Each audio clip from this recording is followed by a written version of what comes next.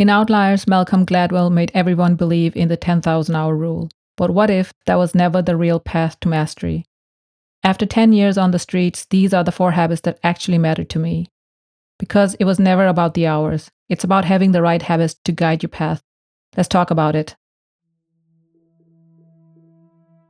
I just quickly want to introduce myself. My name is Ambreen, and this is 28mm Street. I'm a self-taught street photographer, and I've been doing street photography for over a decade. Check out my website where you can sign up for my newsletter or read my free street photography blog. And always remember to check your spam filter after signing up.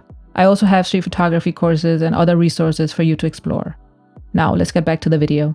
Today, I'll be diving into a topic that gets thrown around in the street photography community. I'm talking about the 10,000 hour rule. I myself learned about this concept or idea years ago, and lately I've been thinking about what it takes to truly master something, whether it's street photography or any other hobby. For those who aren't familiar with the 10,000 hour rule, it's an idea or a concept that it takes 10,000 hours of deliberate practice to achieve mastery in any skill or any field.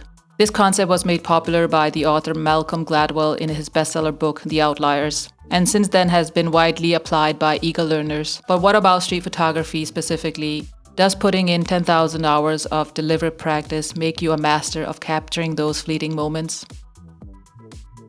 Before I give you a short introduction to the concept, let me just quickly put into perspective what it takes to reach this magic number. So 10,000 hours is roughly 417 days, and that equals to a year and 4 months if you put in 8 hours a day. You can also put in 20 hours of work a week, and it'll take you 10 years to reach that number. So it takes some effort and dedication if you want to reach the magic number of the 10,000 hour rule. So what is the 10,000 hour rule? So this book was published back in 2008 and written by Canadian journalist and author Malcome Gladwell. So he put into perspective the reason some people are exceptionally successful in their fields. He also explores different factors that contribute to high level of success and achievement based on scientific research. And I'll come back to that scientific research. And then Gladwell introduces his concept of the 10,000 hour rule, suggesting that it takes roughly 10,000 hours of practice to achieve mastery in any given field.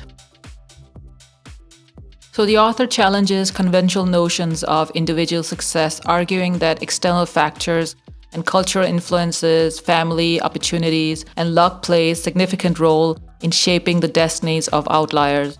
So basically individuals who excel far beyond the norm. He also goes further and analyzes cultural backgrounds of successful people, emphasizing the impact of cultural legacy, the community supports to their achievements.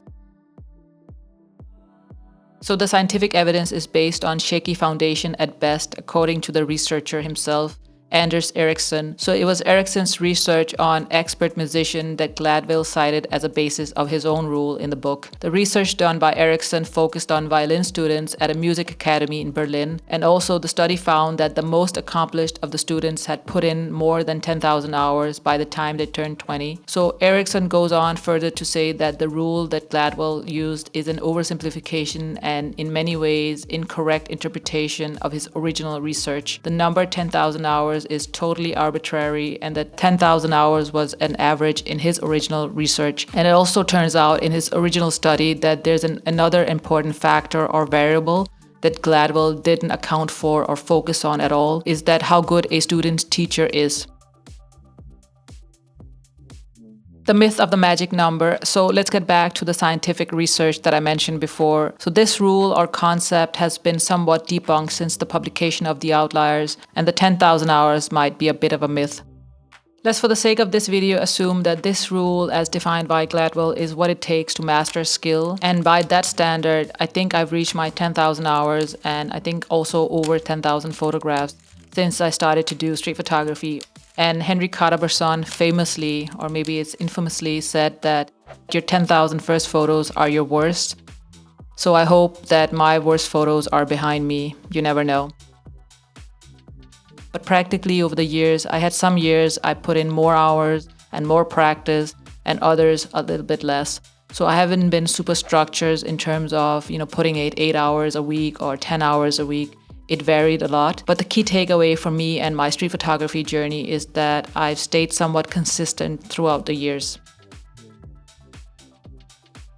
So what are the key takeaways from the 10,000 hour rule? So if the 10,000 hour rule isn't the answer, what should we as street photographers focus on, you might think? I believe success comes in many ways, and that we all can agree on that mastering a skill requires dedication and a lot of effort. Here's my take on how to master street photography and some tips to make the most of your street photography journey while also enjoying it, which is a very important factor. So there's obviously several factors that influence how quickly you progress, and that might differ from one street photographer to the other.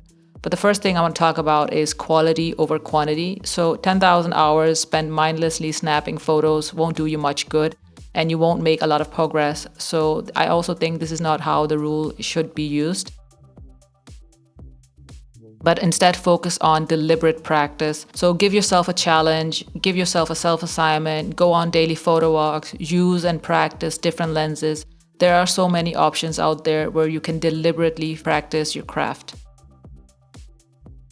So number 2 is review and refine. Take the time to analyze your photograph. When you come home from a photo walk, just spend a few minutes, look through your photos and see what small changes you can make, small improvements you can make, and then really improve your skills that way. Also identify what works for you and what doesn't work for you. Try to implement that on your next photo walk and learn from your mistakes and keep refining your skills. So number 3 is self-development. There are different self-development methods you can work with, and it's just really about finding the ones that works for you. But I can mention a few of them. So experiment with different techniques, or even strive to master just one. So just stick with one technique and try to really master that. Repetition is key. You can also shoot regularly. Consistency is key. So the more you shoot and the more you go out on the streets, the more comfortable you will become. And also you will also become more comfortable with handling your camera. And that way you can develop your creative eye. Street photography might be fun for you. Remember to challenge yourself. Don't get stuck in a rut or just be where it's super comfortable. I've tried that also. So try out new techniques, explore different neighborhoods, and push yourself a little bit every time you go out, but not more than necessary. Number 4 is self or peer evaluation. So seek focused feedback. Actively seek feedback from peers and non-peers. And the best way to do that is to engage with the community. So connect with other street photographers if you know any, so online or in person. Share your work, get feedback, and learn from your experiences.